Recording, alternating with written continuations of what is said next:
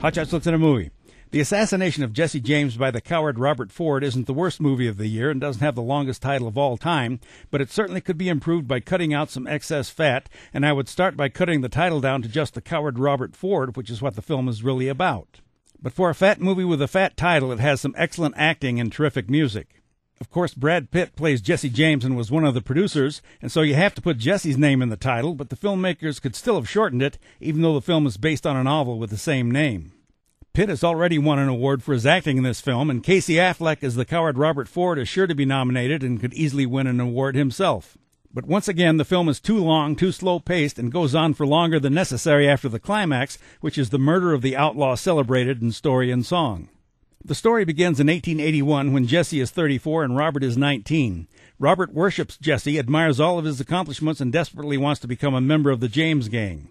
In fact, before a train robbery, Robert says to Jesse's brother Frank, "I honestly believe I'm destined for great things, Mr. James."